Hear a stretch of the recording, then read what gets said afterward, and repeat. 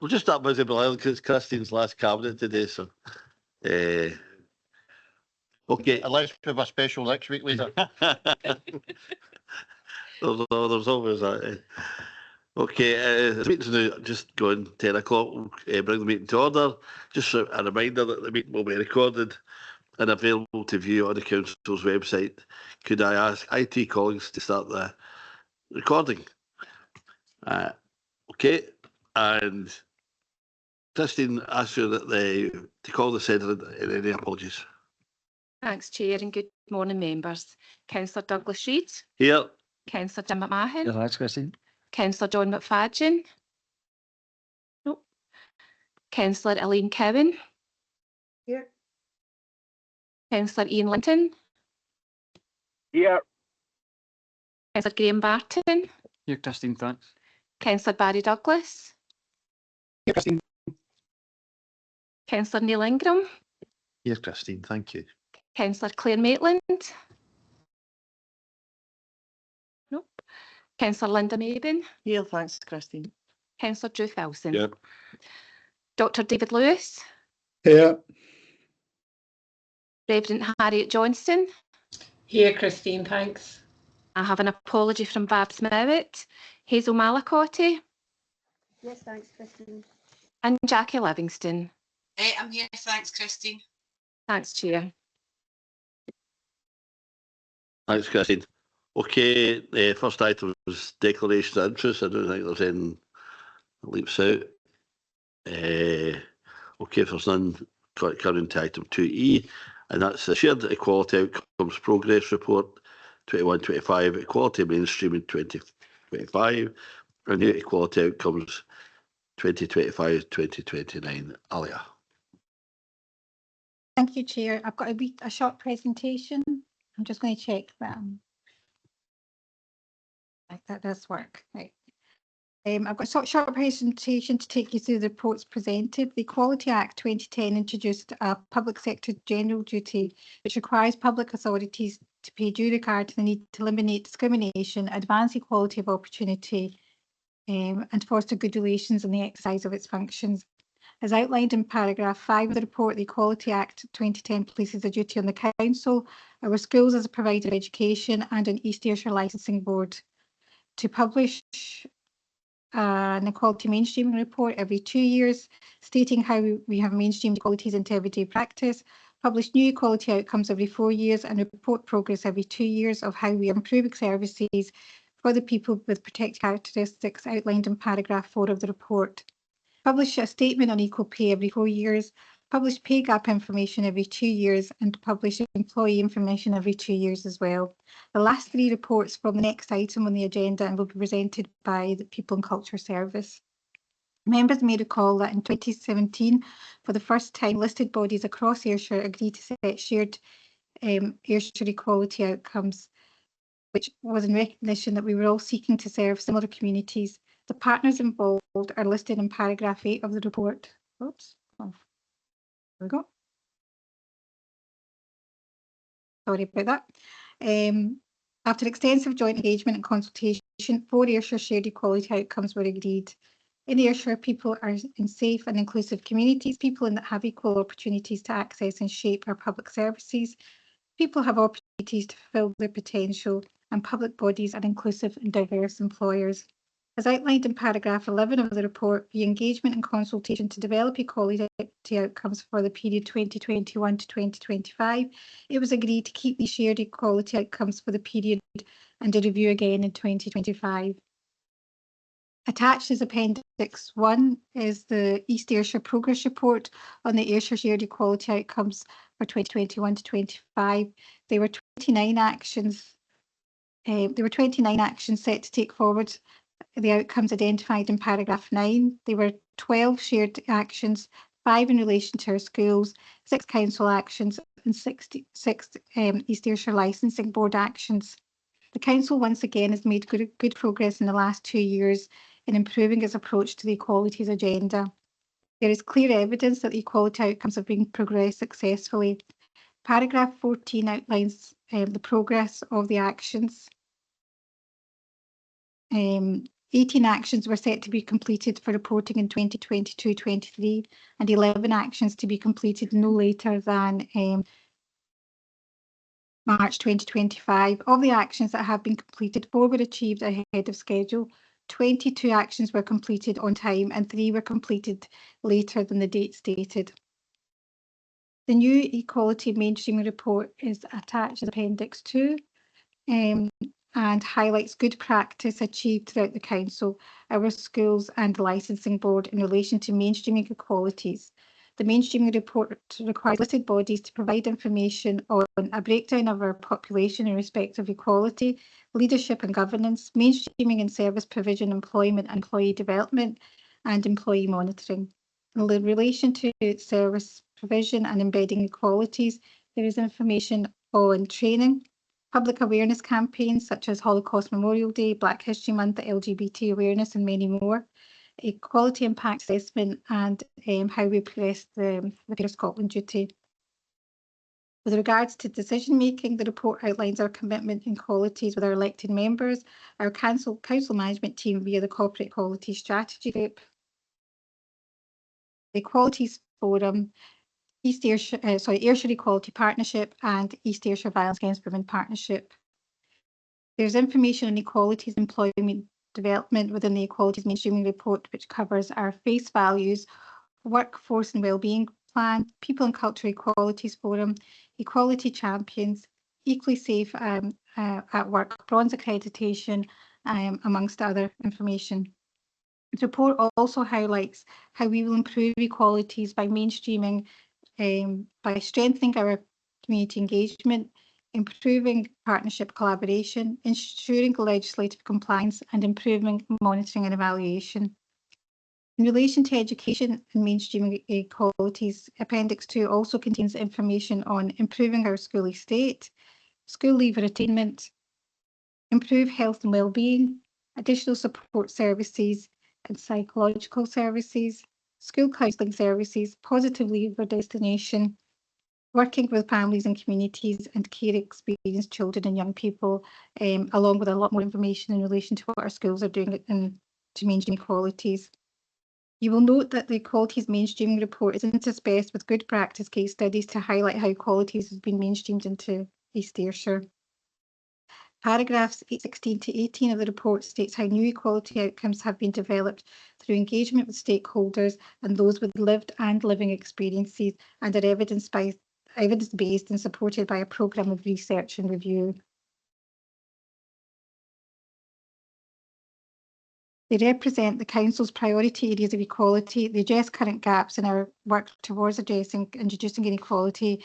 Achieving equality outcomes is considered to be possible over the next 4 years.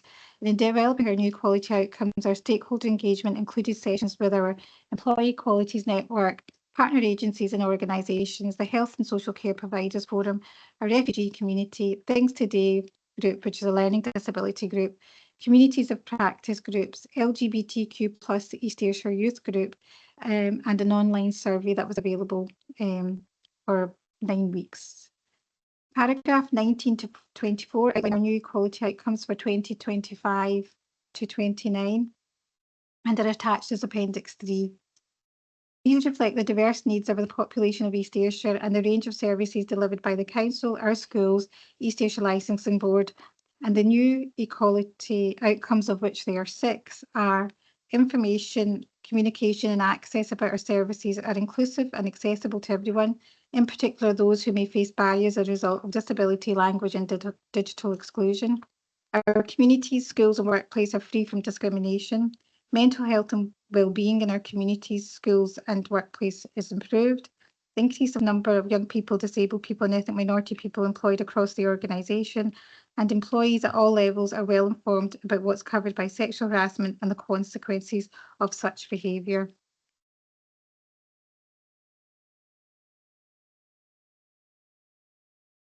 Sorry, my pages are stuck here.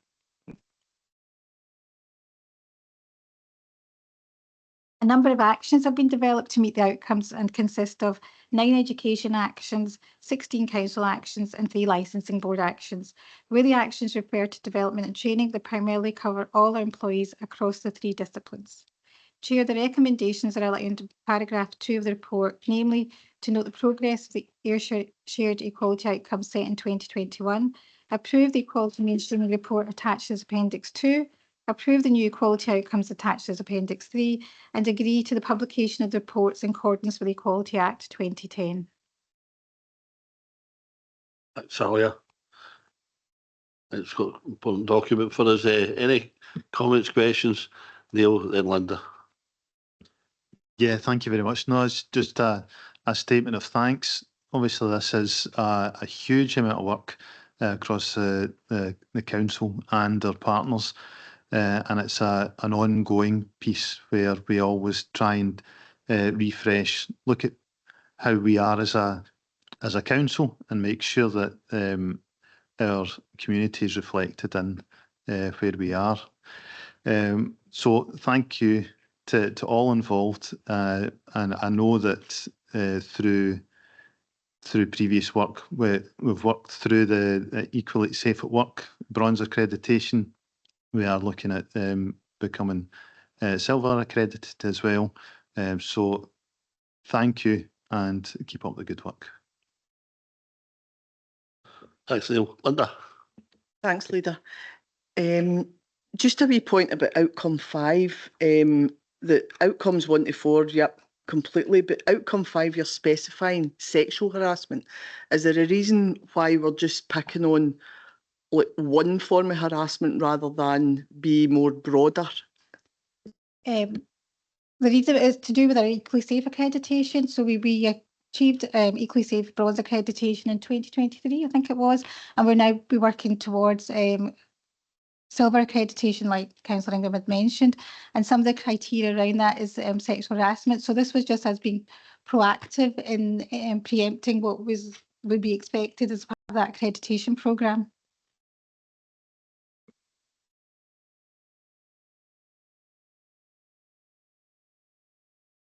Anyone else?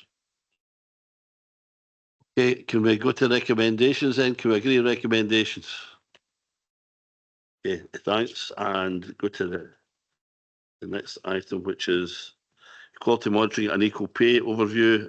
I've got Donna for this. Thanks, Chair. Thanks, members. So again, I'm just going to go over the equality monitoring and equal pay audit and statement. And I'm just continuing on with the slides that Ali had started because obviously it all overlaps. So the equal pay audit is at Appendix 1 of the Cabinet report and outlines how we considered the makeup of our workforce data, our policies that link to actions on equal pay, such as recruitment and selection, flexible working and job evaluation, how we develop our workforce through succession planning opportunities, and it takes consideration of wider council strategies such as workforce strategy and service improvement plans. So the report outlines the purpose of the equal pay audit to identify differences in pay between men and women doing work of equal value, investigates causes of differences in pay between men and women, and it eliminates instances of unequal pay that cannot be justified. In terms of the data considered from CRIS 21 is good in the main, but there are areas of personal data where people prefer not to say, or fields are not completed, and this can skew some of the data that we're using. It's important to note that all figures used for the calculation of equal pay were at the snapshot date of the 31st of March 2024.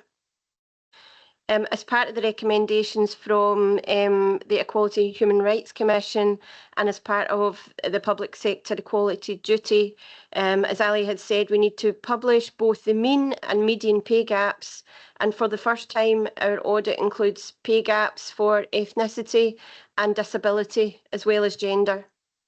In addition, it's recommended by Audit Scotland that although we publish both, the preference is given to the mean calculations used. In addition, as part of our Equally Safe at Work accreditation, we're required to include additional calculations within the audit.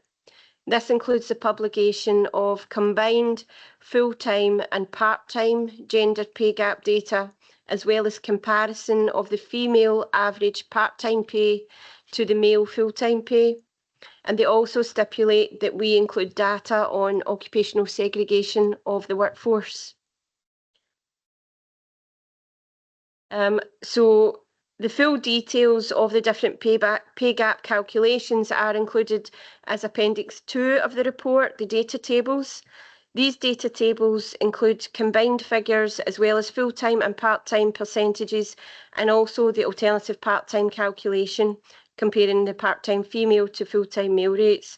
For the purposes of today's presentation, I've concentrated on the combined figures, as that's what we are legally required to report on, while the other calculations provide for deeper analysis and therefore further identification of improvement actions.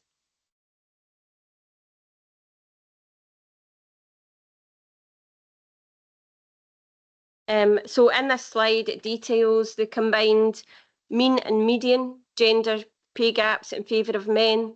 The 6.27 rate for local government employees relates to 58% of the female workforce being concentrated in lower graded roles, grades A, B and C. And the 7.5 figure arises due to the concentration of males in executive positions. The table here shows the combined pay gap figures for ethnicity and has been calculated in two ways. The first includes all racial minority groups in line with census categories of the BAME group, and the second calculation excludes Irish and other white minority groups. The combined mean ethnicity pay gap of minus 1.1% for local government employees identifies that the gap is in favour of the minority group, while for teaching at 2.04%, it is in favour of white employees. When white Irish and other white ethnic groups are removed, it moves further in favour of the ethnic group for local government employees and is a slightly worsening picture for teachers, signifying that there are either Irish or other white ethnic minority employees within the teaching group. In terms of the disability pay gap, the table here shows the combined pay gap figures for disability and highlights that across all three groups, the disability pay gap is above 5%, with considerable mean pay gaps noted for both teaching and chief officer groups. Looking at the local government figure, 5.38, this is due to 62% of the group who have declared a disability being concentrated in grades A to C and also our apprentice grades. So the combined mean disability pay gap for teaching employees of 8.77% and 12.04% for chief officers is likely to have been impacted by the low numbers of people in these employee groups who identify as living with a disability. Low employee numbers can result in significant variances. So the combined median pay gap is relatively high for local government employees at 8.77% and is linked to the larger majority of disabled employees working in lower graded roles, as indicated earlier. Overall, 20 employees, 2% of the teaching workforce identified as disabled and is the main cause of the large percentage, while 17% selected the prefer not to say option. This also has a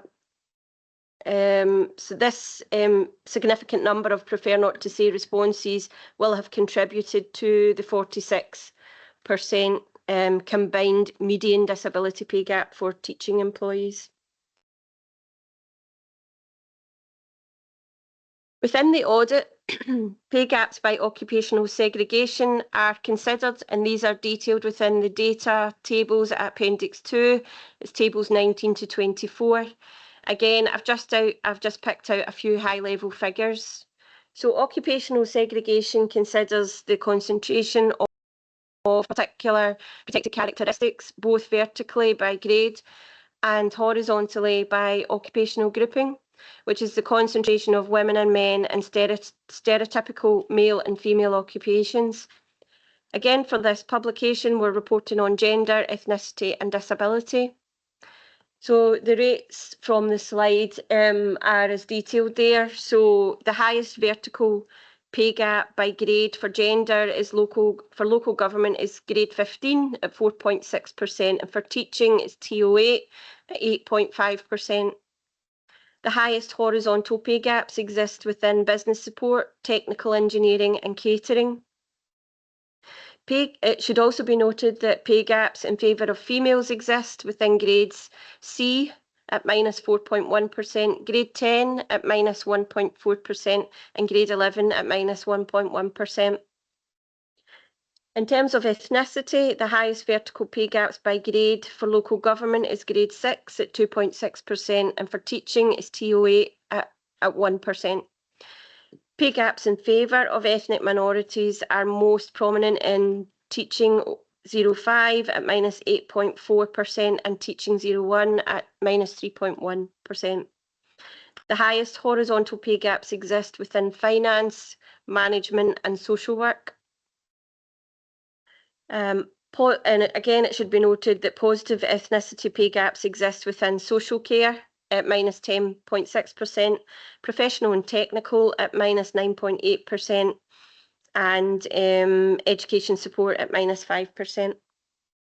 In terms of occupational segregation for disability, the highest vertical pay gaps by grade for local government are at grade 16, -6.1%, and for teaching at TO6 at -8.04%. The highest horizontal pay gaps exist within teacher, business support and early years.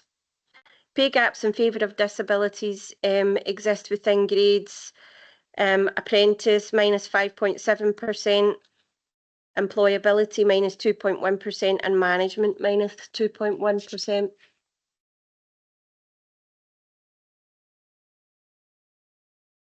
As a result of the equal pay audit, we then developed the equal pay statement, and this can be found at Appendix 3 of the papers.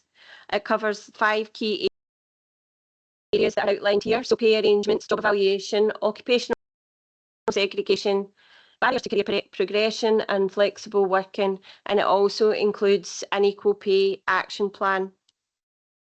The statement highlights the 4 negotiating bodies for pay, including local government, teaching, craft and chief officers, and details how we operate the nationally agreed job evaluation scheme for local government and craft employees, and also that we have separate arrangements for teacher grades and chief officers.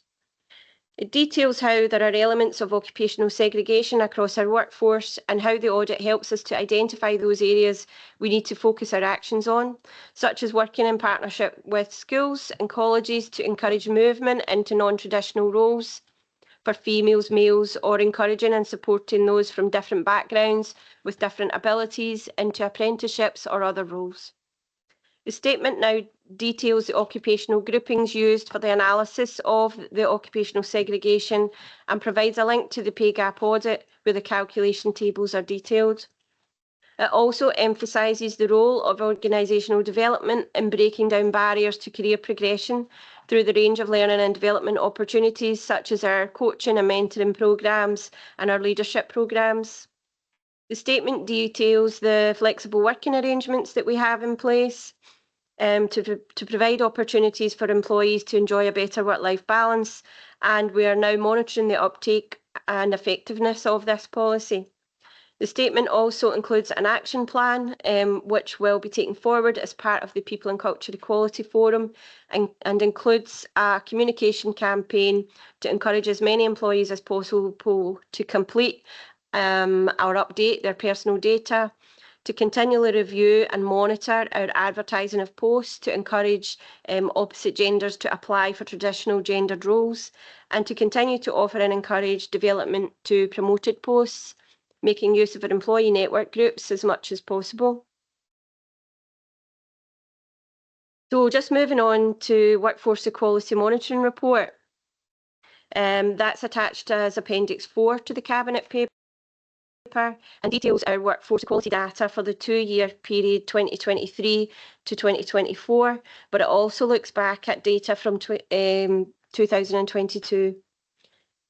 The report covers recruitment data, workforce monitoring data, workforce development data, flexible working and leavers data.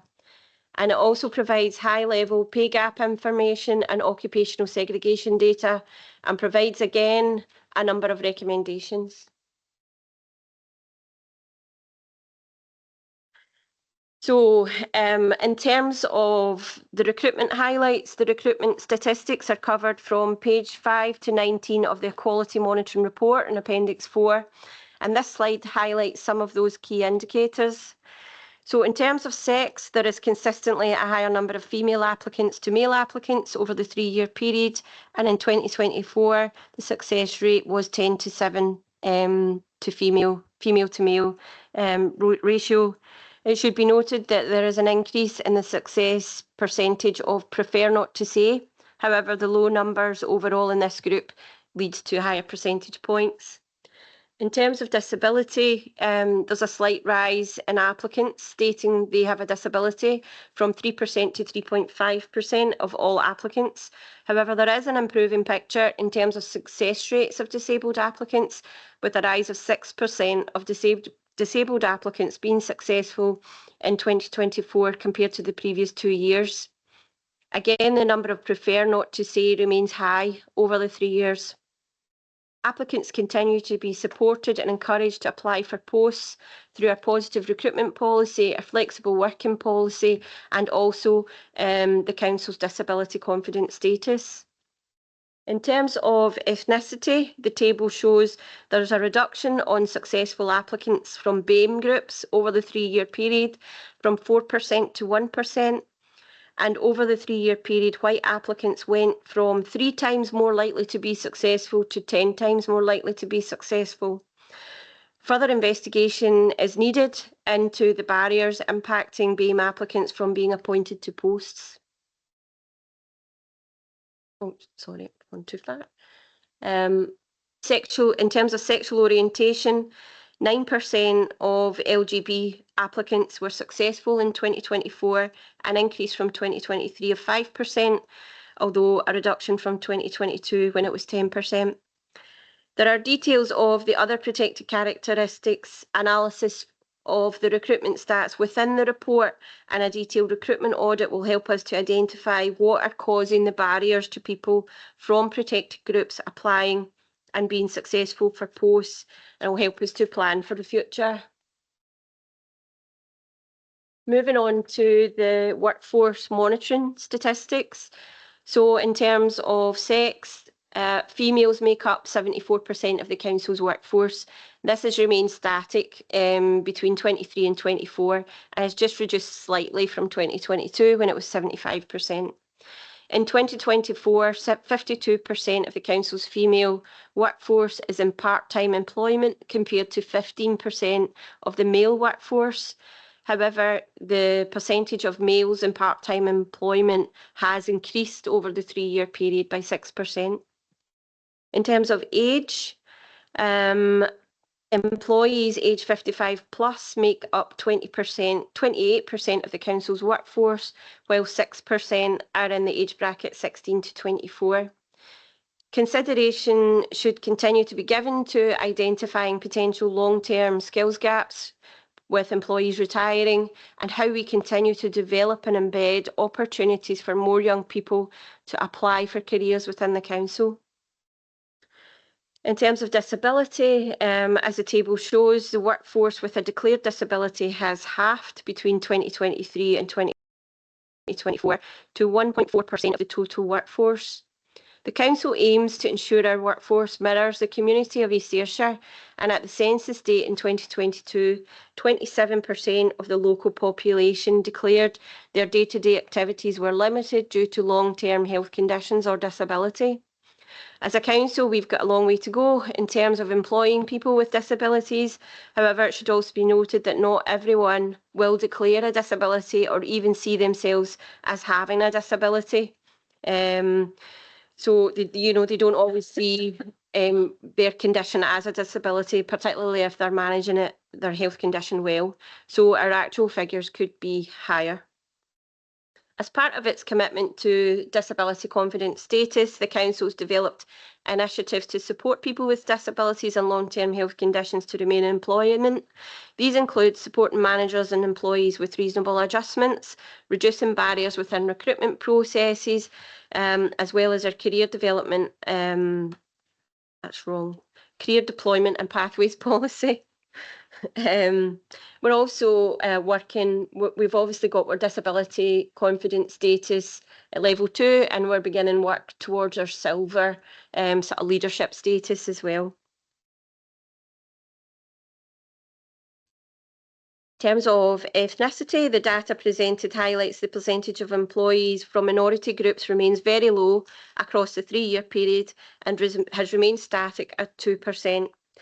It's, however, only slightly lower than the local population, which in the 2022 census was 3.9%. In terms of sexual orientation, as can be seen in the slide, our LGB workforce is very small. It hasn't changed much over the 3 years. However, this area has the largest area of non-disclosure rates, with a quarter of the workforce either unreported or prefer not to say. And again, our rates don't mirror the local population. It's hoped that with the initiation and hopeful growth of our employee network in this area, we will embed a culture of inclusivity across our workforce. In respect of religion and belief and marital status, the majority group have stated no religion or belief. 38% of our workforce are married and 35% are single, and these are the largest groups over the 3 years. Moving on to other areas of our workforce analysis. So this slide looks at maternity leave, discipline and grievance, and highlights that there's no issues in relation to maternity, i.e. no barriers identified for women either going on maternity leave or returning to maternity leave. In terms of discipline, the higher proportion of people being subject to discipline are females. However, as they make up 3/4 of the council, this would make sense. However, it's worth noting that males, the number of men being subject to discipline is out of proportion with their percentage of council makeup, i.e. it's well above 25% for each of the 3 years. We are not able to provide details on ethnicity or disability due to the low numbers of people being able to be identified. However, I did want to note that 2 people who raised a grievance had a disability, and their issues were linked to their disability. Within the report, we also make reference to the Support and Report Hub, which has now been in place since October 2024 and allows employees to access relevant support information as well as raising issues of discriminatory or harassing behaviour. Moving on to access to development opportunities. This is covered at page 35 onwards of the Quality Monitoring Report and is concentrated on our coaching and leadership development programmes as well as our equality modules. Again, all data is disaggregated for each protected characteristic. However, this slide just shows a few highlights. So in terms of coaching, the gender profile reflects the overall workforce. The age profile of attendees is concentrated in the 25 to 54 age group, as would be expected. Only 1 employee who attended coaching declared themselves as non-white, and no employees with a declared disability attended coaching. So work is required to encourage minority groups to attend. In terms of leadership, more females than females attended leadership development. There's a higher than average attendance by employees in the age 25 to 44 age groups. No employees from BAME groups undertook any leadership development, and minimal employees with declared disabilities undertook leadership development. So this highlights that some actions are required in relation to encourage employees from minority groups to undertake both the coaching and leadership programmes. We also need to work with our employee networks to identify barriers to them attending the various opportunities available. Moving on to flexible working and leavers. So flexible working data has been included within the equality monitoring report for the first time, as this is a requirement of the Equally Safe at Work accreditation.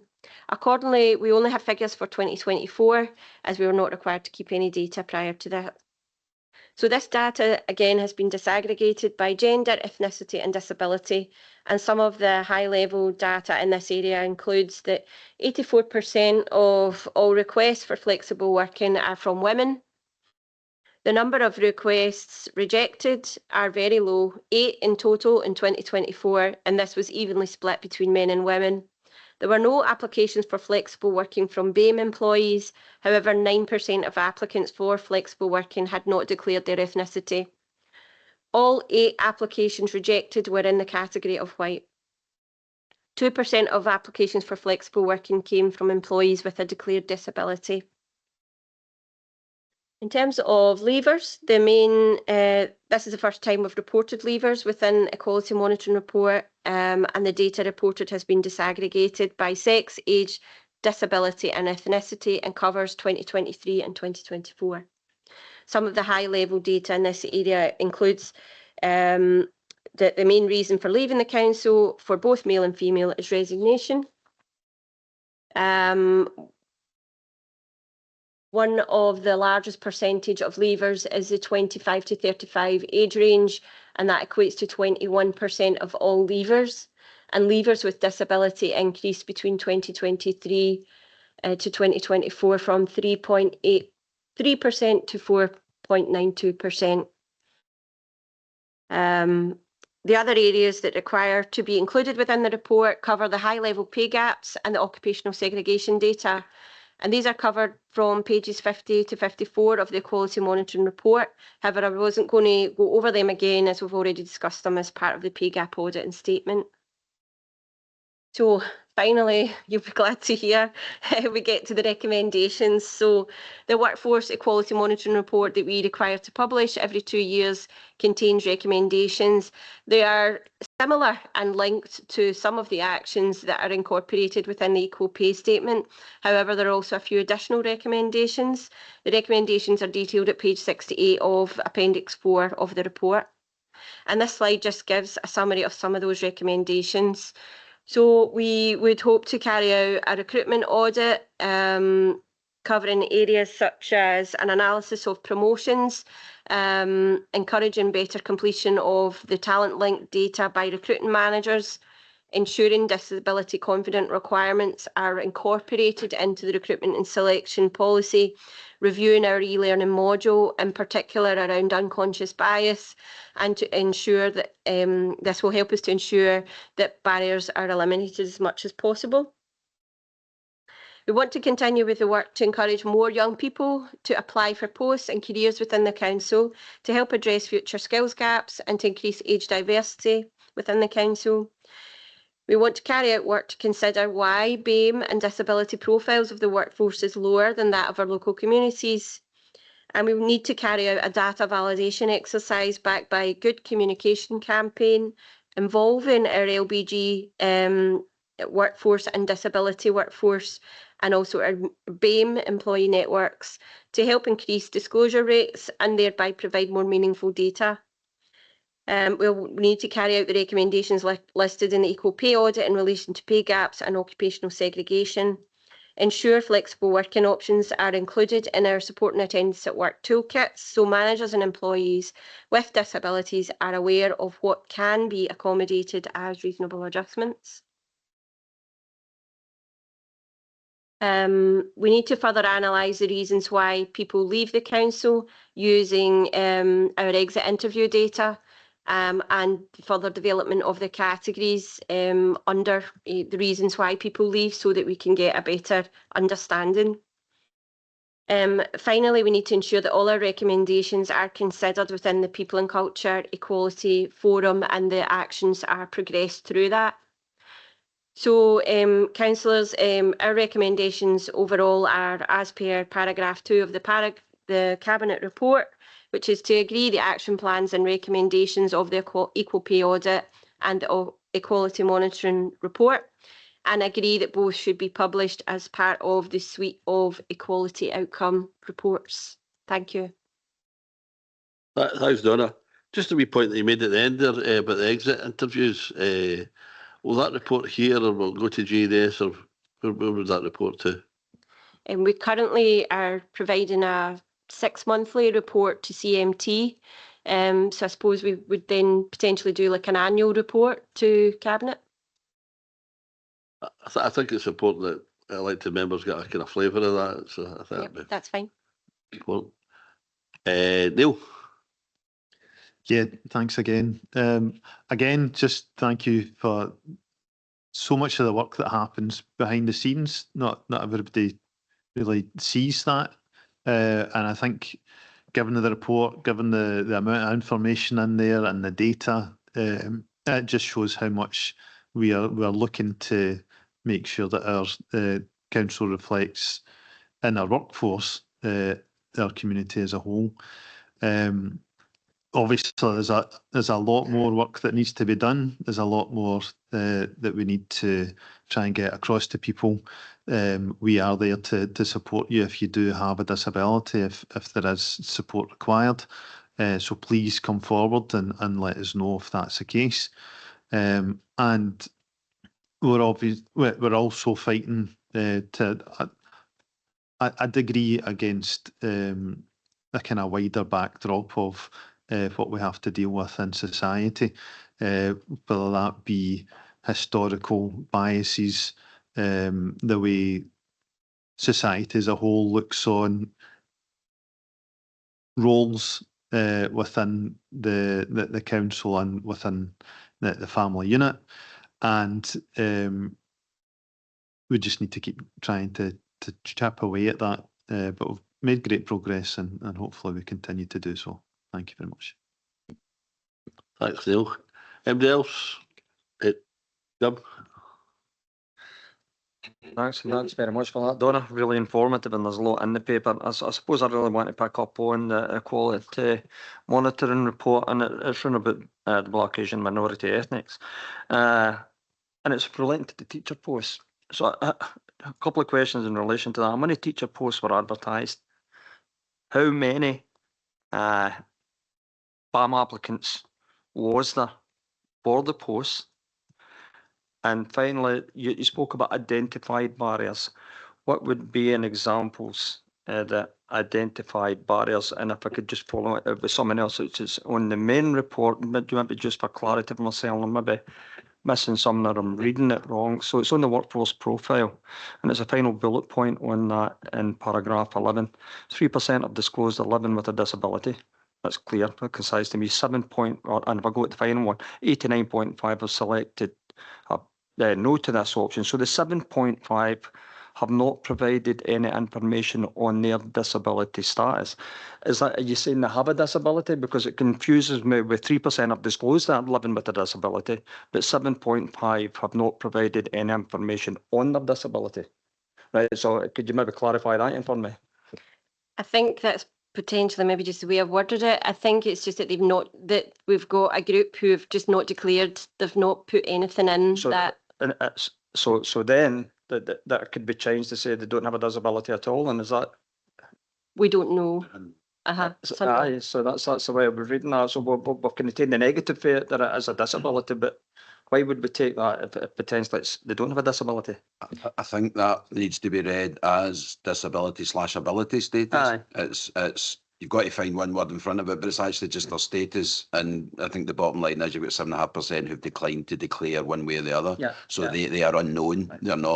They're not presumed disabled till they declare. They are unknown, and therefore there's no obligation to actually complete that bit of the survey. So we've got 7.5 who we don't know what status is, and I think that's what you're conveying. In relation to the other aspects, I think I would need to go and get a bit more information on that, if that's okay. And I suppose another question for me as well. I dare say that there will be people working for the council that will have a disability that don't even know they've got the disability yet, maybe not been diagnosed with a disability as well. What support will be around them when they find it eventually diagnosed? suppose that will depend on what the disability is and what their needs are. But obviously we've got our supporting attendance at work policy, and managers would be, if they're declaring what's wrong with them, they would be looking at what reasonable adjustments might be required for them to continue working. Can I just come in there as well? There'll be a number of people that work within the council that have a hidden disability but don't perceive it as a disability because it's part and parcel of their everyday life. So people that have asthma, diabetes that they manage very, very well would not necessarily consider themselves to be disabled. So there's also that equation to add in as well. Thanks. Okay. Eddie, you wanted that? Yep, I suppose it's really important to look at the workforce and sometimes choices we make about the workforce.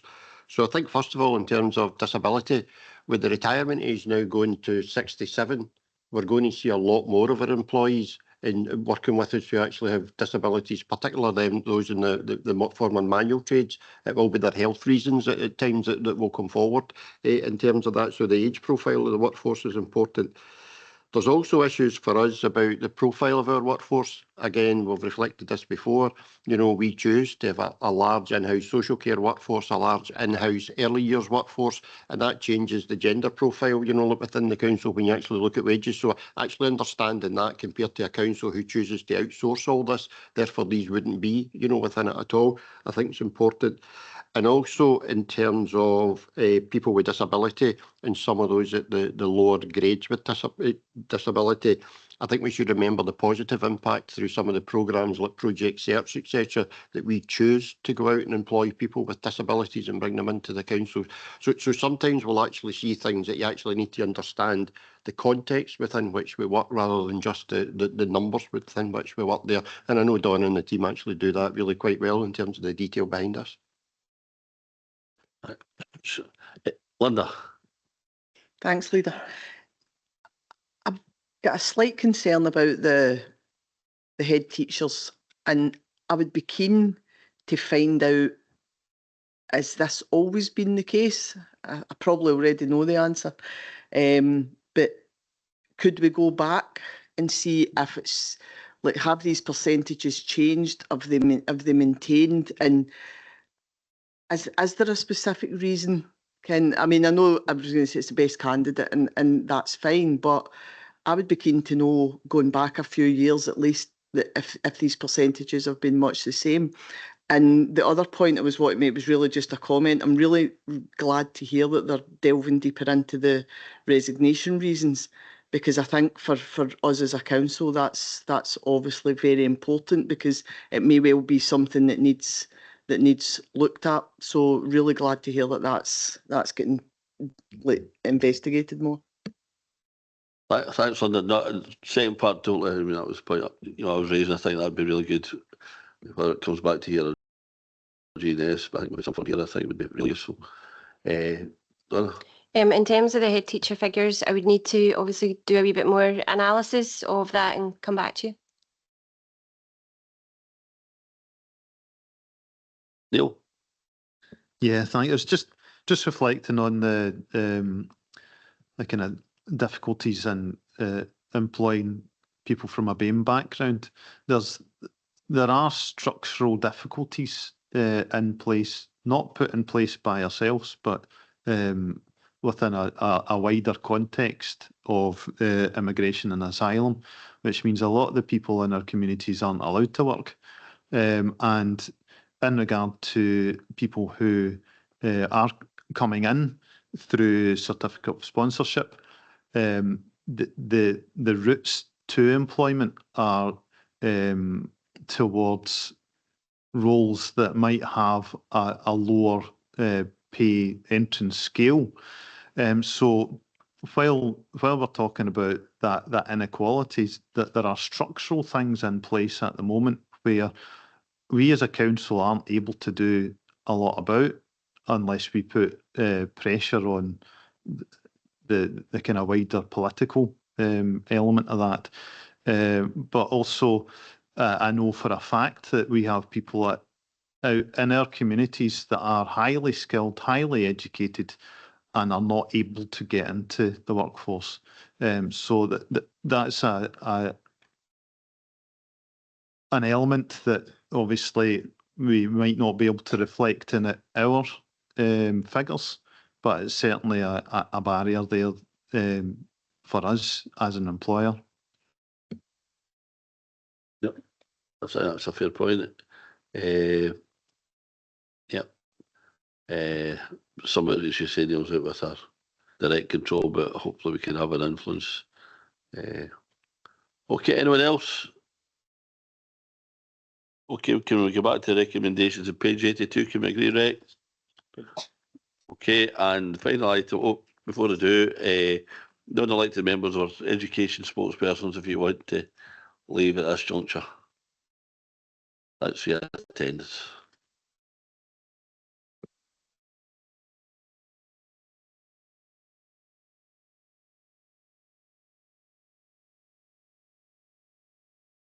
Okay, the final item is Barnfield Drive renovation proposal, and Craig. Thanks, Chair. So, as I say, this is a report from Health and Social Care Partnership, but very much in partnership with Housing and Communities, who together will work through a process of innovation. How can we utilise technology differently to develop and implement a shared support and responder model? Currently have moved to have 8 housing hubs comprising of individuals in their own tenancies across a number of geographical locations. Each of those responder hub services has between 2 and 18 people, and social care supports are shared amongst them, and that includes response services for overnight care. The opportunity to share supports in that way is very much more cost effective than what a one-to-one service would be in relation to 24-hour support, and there's some examples of that as we work our way through the report. It's really important that we continue to identify these opportunities, take them forward. In relation to this report, there is an opportunity at Barnfield Drive in Hurlford to take this piece of work forward. Cabinet recently considered a report on Clinchard Place in terms of supported accommodations. This is a very similar proposal here, different scale, different size, different area, but again very much round about how we can move away from that 24-hour support to a responder service designed to provide right support, right place at the right time, but ensuring the best value approach round about all of that as well. So Barnfield Place, I say Hurlford, there's a wee map at paragraph 8 of the report that just shows where that's located. 4 bed sits within a 4-in-a-block property, very close to the Andrew Nisbet Place Responder Hub in Hurlford that continue to provide support to those individuals. So the proposal seeks a one-off amount of £152,600 to renovate that block of 4 properties that would allow the provision of social care support to 4 individuals who would otherwise be situated in individual tenancies across the council area, with social care supports attached to that as well. The proposal would include colleagues within Housing and Communities continue to retain property management responsibilities, but the Health and Social Care Partnership taking on nomination rights so we can ensure that the right people are placed within those properties all the time. Health and Social Care Partnership would implement shared support for those individuals within the block, and that would be significantly cheaper than supporting them through individual packages of care. And as I said before, the proximity to Andrew Nisbet Place would ensure that that support can be provided at no additional cost. There are some examples of the cost avoidance at paragraphs 13 through to 16, just working out what the cost of this model versus the typical individual sort of one-to-one model would be. In terms of the timescales to deliver this, it's currently not absolutely 100% defined, but it's estimated that work could be completed within a time frame of 6 to 12 months based on similar projects that have taken place previously, and the social care cost benefits and the impact this would have on those individuals would clearly start to be realised as soon as that first tenant moves into Barnfield Drive. The demand for those properties are high, or likely to be high for that type of property, so we know that as soon as the properties are available, we'll be able to start to get people into them really quickly. So while the funds being requested are a one-off spend in terms of getting it up to the required standard, the benefits that it would realise in terms of cost efficiencies, cost avoidance, etc., are very much an ongoing recurring piece of work for us. In relation to Quality Fairer Scotland Duty Sets report, paragraphs 25 to 27, there's a number of positive impacts listed there under that equality section, particularly in relation to the impact this would have on those individuals, their guardians, their carers, who are already in that type of environment, and the feedback has been really, really positive. And clearly, as we start to roll this out more broadly, we would expect and anticipate that impact to continue to be just as positive. for us, this is quite a brief report, but it's quite significant in terms of the impact that it can have for those 4 supported individuals, and investing in initiatives like this in Barnfield Drive to provide those additional responder hubs, that supported accommodation model across East Ayrshire, will hopefully continue to significantly reduce the risk of the need for future 24-hour support, which is incredibly expensive, as you can imagine. It's really important that we continue to provide the housing capacity and also the access to 24-hour support. So very much that partnership working between housing in terms of the property and ourselves in terms of the support to ensure the most cost effective way possible to meet that future social care and housing demand. So taking members back to the recommendations at paragraph 2 to note the progress we made within the 24-hour responder services, supported accommodation, working in partnership with the Health and Social Care Partnership and Housing, to approve £152,600 one-off cost to renovate those 4 properties at Barnfield Drive, to approve this funding come through the Council's Innovation Fund, and otherwise to note the contents of the report. But happy to take any questions, Chair. Thanks very much, Craig. Really quite an exciting project. I think so myself and Jim and other local elected members were out to Clinchard Place, and it was really exciting to see that. And I think something similar can happen here, and it's a good partnership work. I know this particular house because I think you go through Hurlford, there's been an issue with this block for a number of years, and it's great to see that being part, getting fully part of the stock, and just I think that's good to see. I think there's a rogue Barnfield Place in paragraph 8. I just noticed it now there, but other than that, I think this is not let that detract from what's a really excellent development. Good to see. Jim? Thanks. Just to echo the sentiments again that you're saying, Dougie. I think we're going to need to look forward and see where the demographics are going. We're going to need more places like this, and where that and especially when you look at the benefit set, where we're taking away for that one-to-one support and somebody a wee bit more independence where they can flourish. The cost avoidance is there, it's for see, so there's obviously cost savings for that, but for me, about having your own front door where it's accessible to yourself, well, you can get out and in it, certainly makes a difference. But again, I think as well, demographics and the complexities that go with that, we're going to have to maybe find more of these places and the benefits that go along with it. Thanks, Jim. Ian? Thanks, Dougie. Just more or less to say what you and Jim have already said. I think the numbers definitely stack up with this model. Just to ask Craig, what kind of numbers are we talking about? I mean, is there demand to go beyond this one and the previous one? What kind of, what's this kind of ceiling? Have you identified more people that would benefit from this? I don't know the exact numbers to hand, but what I would say is, yes, there's a consistent demand for this type of approach, and I think what we see going forward, that will continue to be the case. It's an area of growth for us in terms of the opportunities round about it. So we have done a lot of work, put a lot of effort into trying to reduce those 24-hour care packages over the recent number of years. So there's in terms of managing demand, we're kind of on top of it just now, but there's always going to be more and more of this as we go forward. So yes, it's certainly an area of growth. I think we just need to keep our eyes on the opportunities round about this. Is something definitely for the future, and how well it can align to those other responder services that are already in place. But yeah, definitely an area of growth. Thanks, Craig. Anyone else? Neil? No, it's just to welcome this development. Obviously, it'll be great for the 4 people who will get a place to stay, but it's also really good for the local community as well in Hurlford. So I absolutely welcome this coming. Thanks. Thanks, and there's a really good illustration that we don't work in silos here in East Ayrshire. Pounds from the HRA goes well into helping the Health and Social Care Partnership. Good to see. Okay, we're happy with that. We agree the recommendations. Okay, I think we've got a sounding board, but before, can I ask Robert, that's the microphone switched off? Before we go, can I maybe ask you to, it's someone's last day here in the cabinet, and kept this underneath the desk. Christine, how long have you been here now? total of 40 years, but that's even longer than me. So just a wee box of chocolates for us here in the cabinet. And Jim suggested I agreed to get a wee card. Now, the funny thing was, the rush here, I went to a wee shop, New Farm, and it had, there's 2 cards. Jim suggested get a thank you card. I phoned them up, Jim, there's no thank you cards, but there's a bon voyage, but there's another card next to sorry and forgiveness. So I wasn't too sure, but we settled for the bon voyage card, Christine, and wish you all the best. And, Thank you.